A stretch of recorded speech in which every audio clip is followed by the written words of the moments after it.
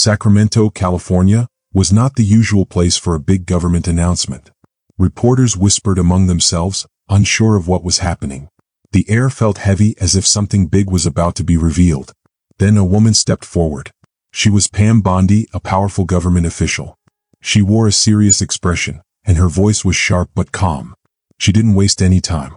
"A federal arrest warrant has been issued for Alexandria Ocasio-Cortez," she announced, her eyes scanning the crowd.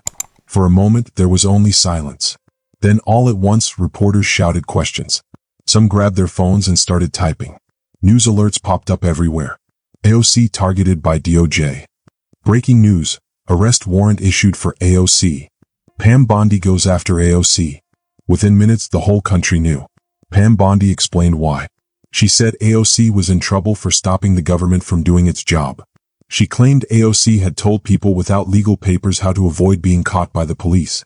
She called it obstruction, which means getting in the way of the law. "This is extremely serious," Bondi said. Then, without answering any questions, she turned and left the room. Reporters shouted after her. "Is this political? Where is AOC now? What does this mean for Congress?" But she ignored them. She kept walking, her lips pressed tightly together.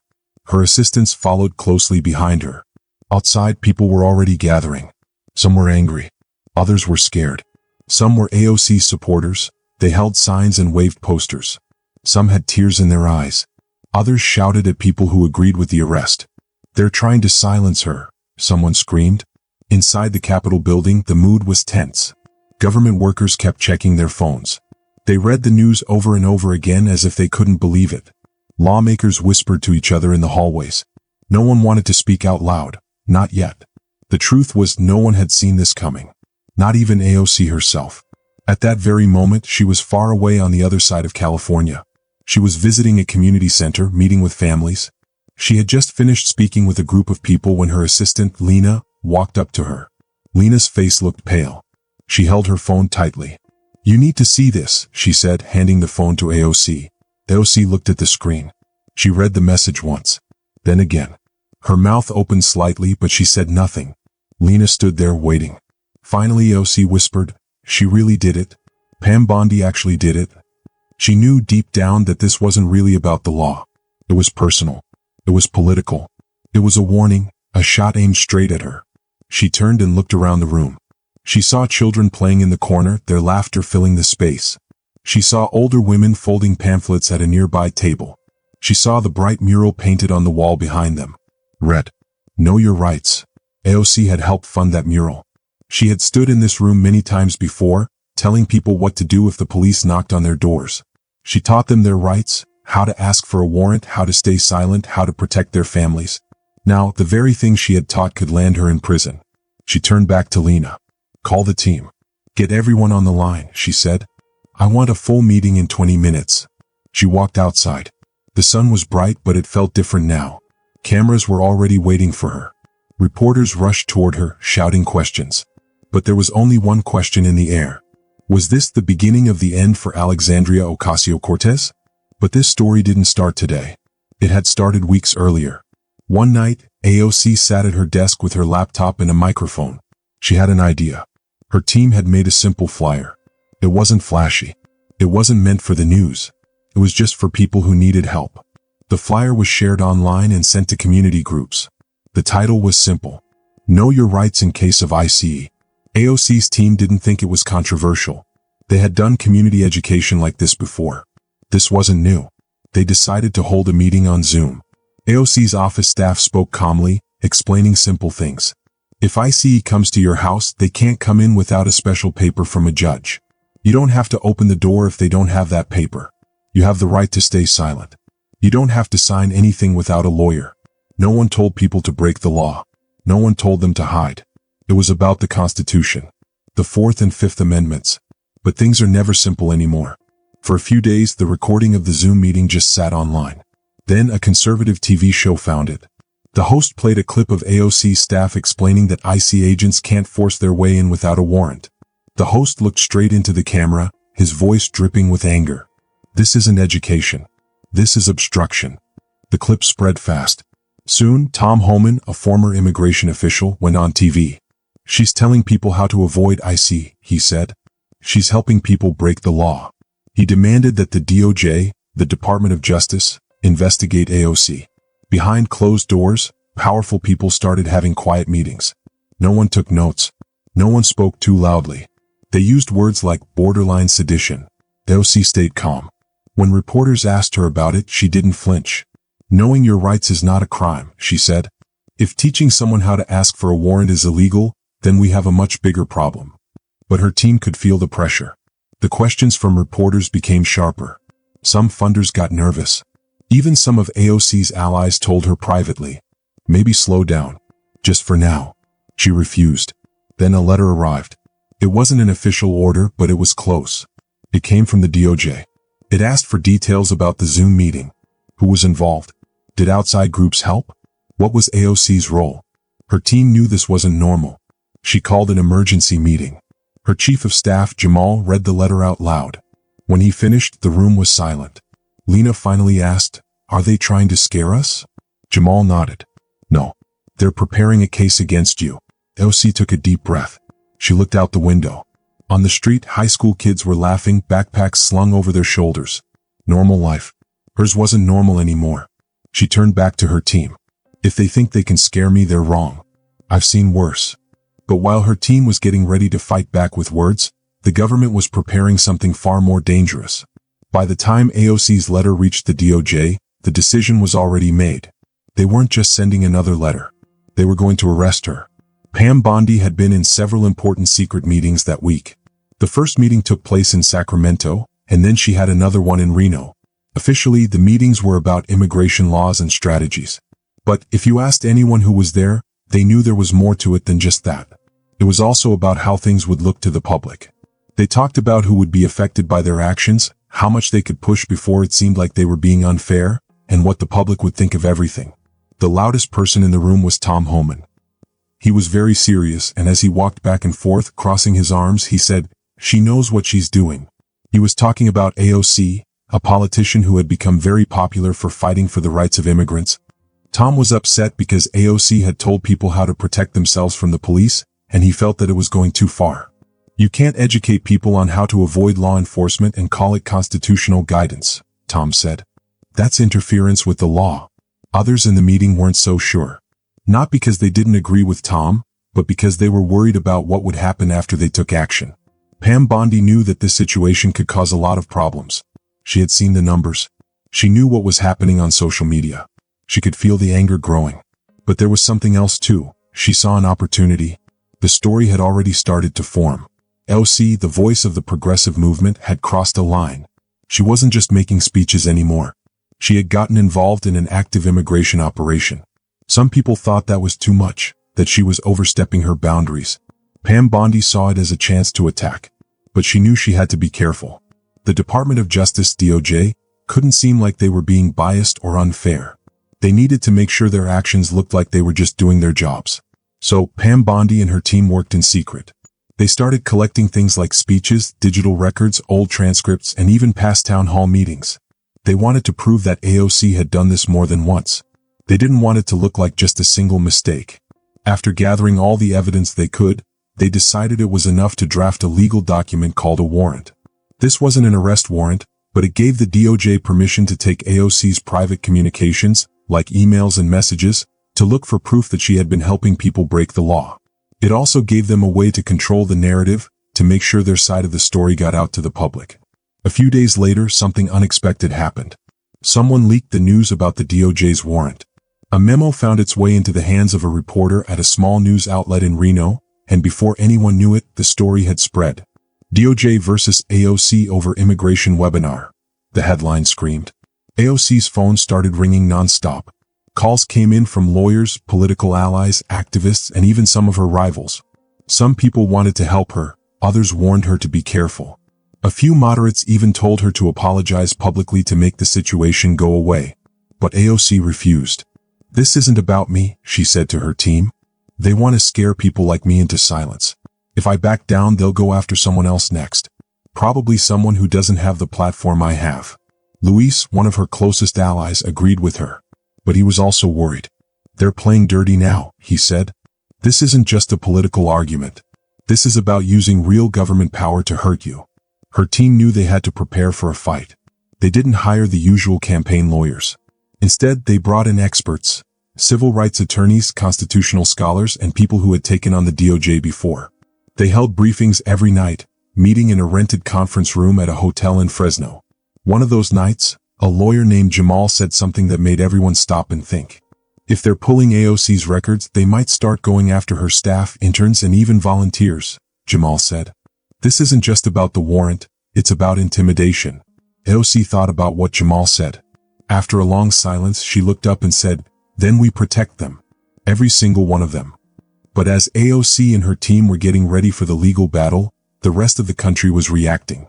What had started as a small legal issue quickly became a massive political and cultural storm. After the leak, protests started popping up in different parts of the country. In Springfield, Missouri, a small protest formed outside a federal building. It started with just 8 people. By the next day, it grew to over 200 people, a mix of students, immigrants, and older people. They carried hand-painted signs that said, "Knowing your rights is not a crime. Hands off AOC." Meanwhile, in Yuma, Arizona, a town hall meeting got tense when a local official praised the DOJ's actions. A man stood up in the crowd and shouted, "It's about time someone stopped her." A woman in the crowd responded, "Stopped her from what? Telling people to read the Constitution?" The room erupted in shouting and security had to step in. The situation was getting out of control. News networks jumped on the story, framing it in different ways. One network said it was time for law and order, saying the DOJ was right to hold AOC accountable. Another network called it political revenge, dressed up as justice. But it was the internet where the story really spread. Hashtags started trending. Hashtag we stand with AOC. Hashtag Bondi overreach. Hashtag know your rights. On TikTok, teenagers made videos pretending to be in AOC's webinar, reenacting parts of it. On Facebook, parents shared posts warning that if the government could go after AOC, they could go after anyone. In rural Ohio, a middle school teacher named Aaron Lavoie uploaded a video explaining the Fourth Amendment by using AOC's webinar as an example. He didn't take sides, he just explained the law. But the video went viral, getting 10 million views in just 3 days.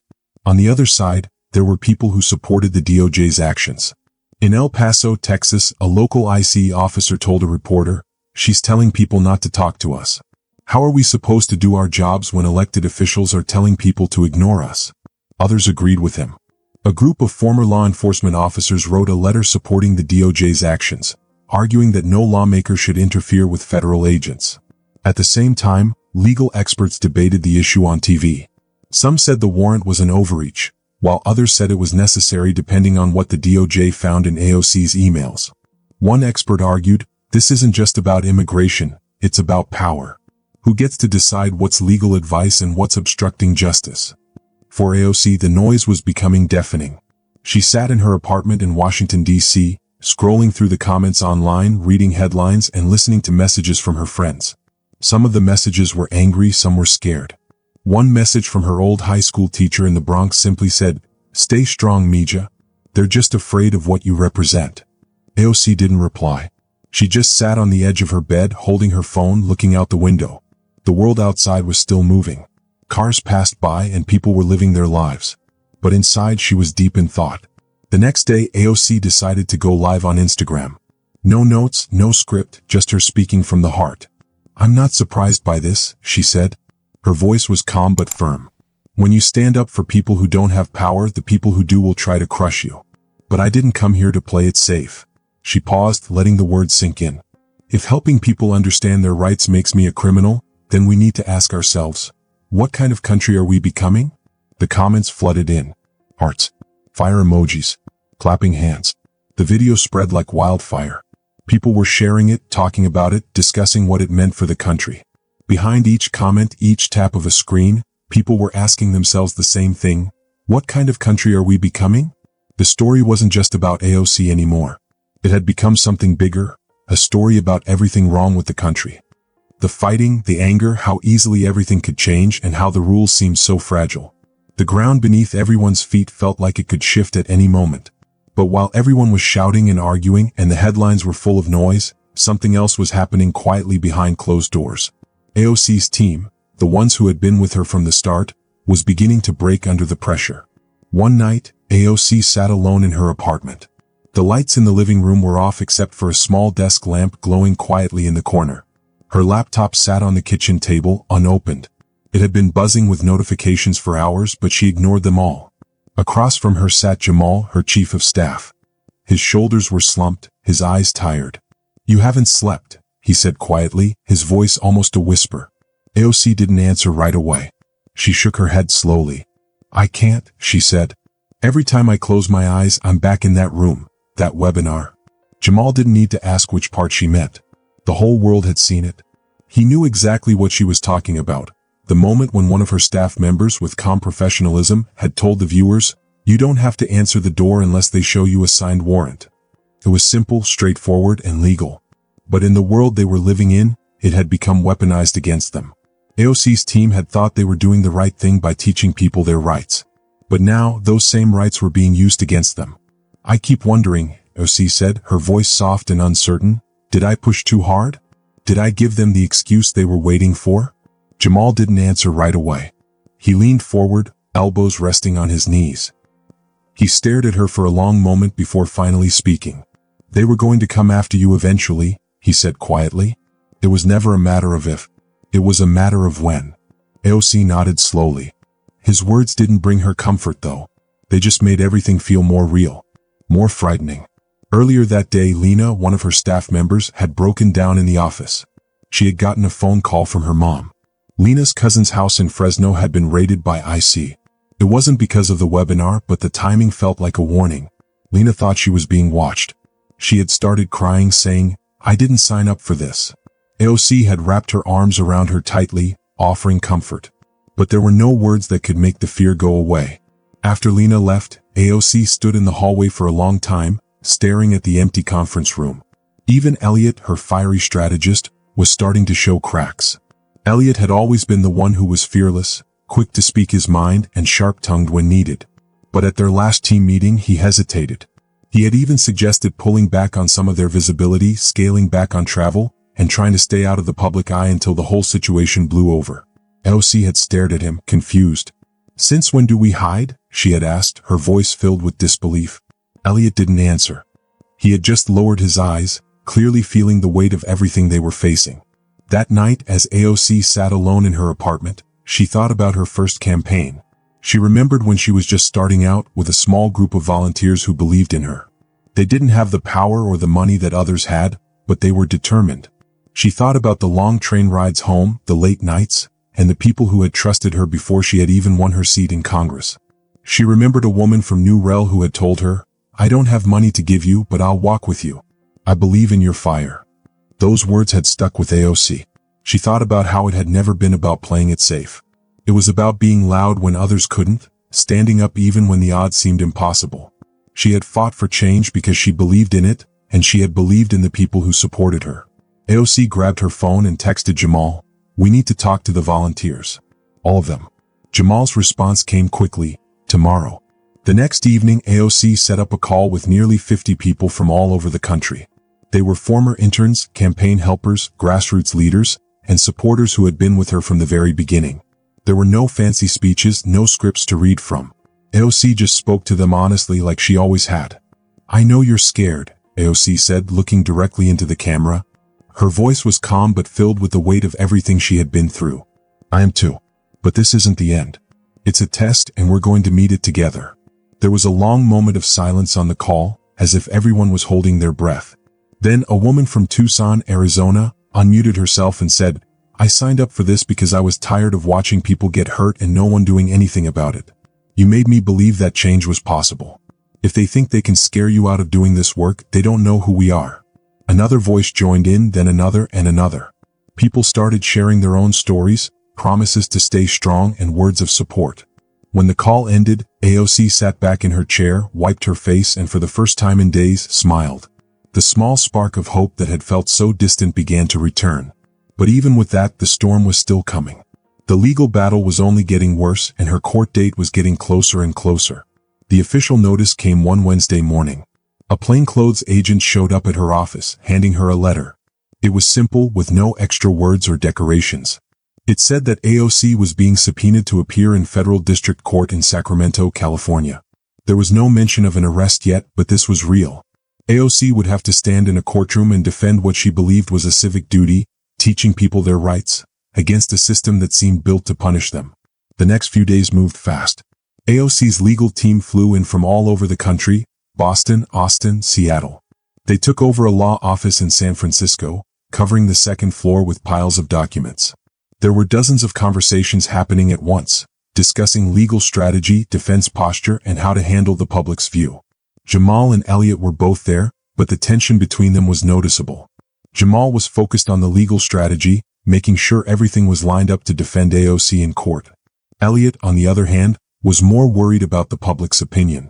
"She needs to own the courtroom," Elliot said, pacing back and forth. "She can't just look like a victim. She has to show strength. She needs to make them see that she's a fighter." "She's not here to put on a show," Jamal shot back, his voice sharp. "She's here to keep from being crushed." AOC sat between them, listening to their argument. After a long silence, she finally spoke. "I'm not a symbol," she said firmly. "I'm not a cautionary tale. I'm a person who did what I thought was right. That's the only story I care about telling." The next day, an unexpected thing happened. A former ICE supervisor named Isabella Vargas came forward.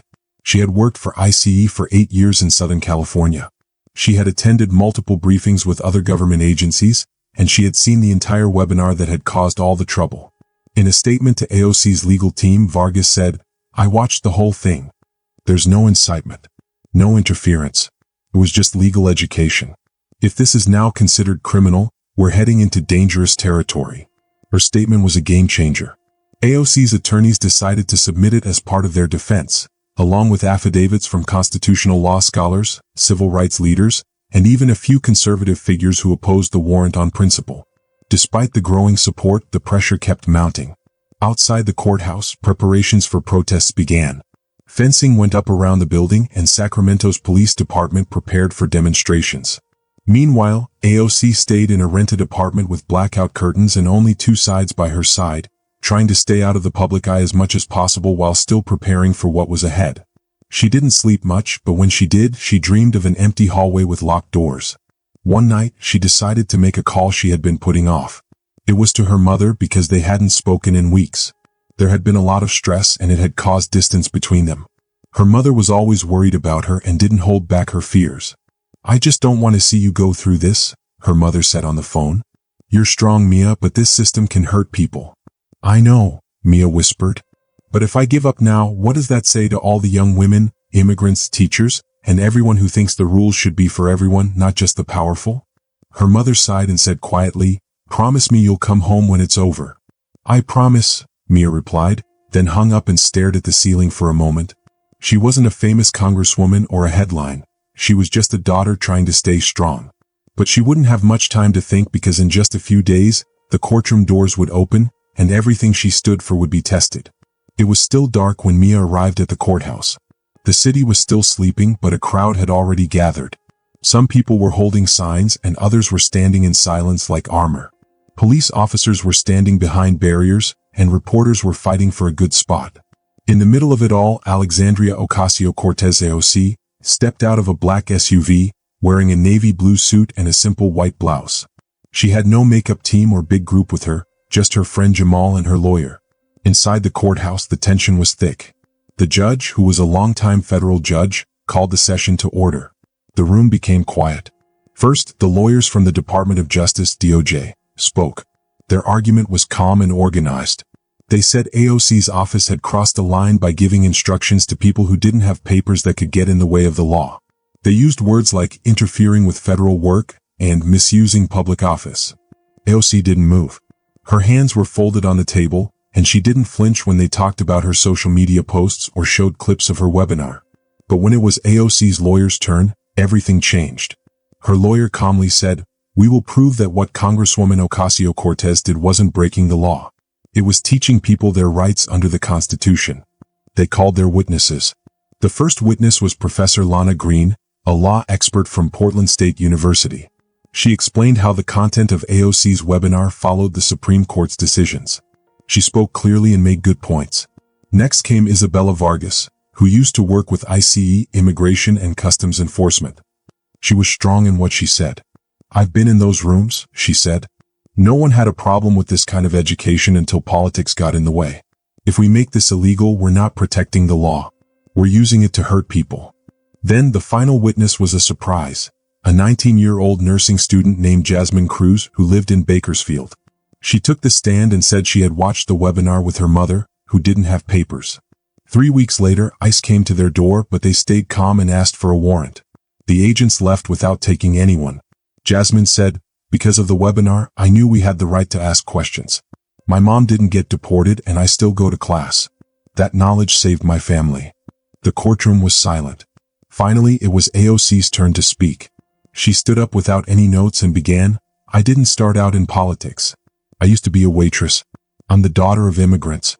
I knew what fear looked like and I knew what silence cost." She paused and looked at the judge. "When my team created that webinar, we weren't trying to break the law. We were trying to teach people about the law and their rights. If we can't say that out loud in this country, then what are we even defending?" The judge didn't answer right away. He just nodded and called for a break. Outside, the media swarmed and headlines were already being written. Some people said it was a political show, while others said it was an important moment. Inside, the judge sat quietly looking at the case files. He didn't make a decision that day. It might take weeks or months. Still, the moment had already come. The line had been drawn not between political sides, but between fear and doing what's right, between silence and speaking up. AOC had made her choice. As AOC walked out of the courthouse, surrounded by cameras, reporters, and the noise of the crowd, a young girl on the sidewalk handed her a folded piece of paper. AOC opened it in the car. It said, "Thank you for fighting. I'm not afraid anymore." AOC didn't cry. She just smiled and put the note in her pocket. Because no matter what the court decided, she knew something bigger had already changed. When power is challenged by truth, it doesn't break. It blinks. And sometimes that's enough to keep hope alive. If you like this story, I'd love to hear your thoughts. Leave a comment below and let me know what you think. And don't forget to subscribe for more thrilling adventures, mysteries, and unforgettable moments. Your support keeps these stories alive and the creativity flowing. Thanks for watching. I can't wait to see you in the next video.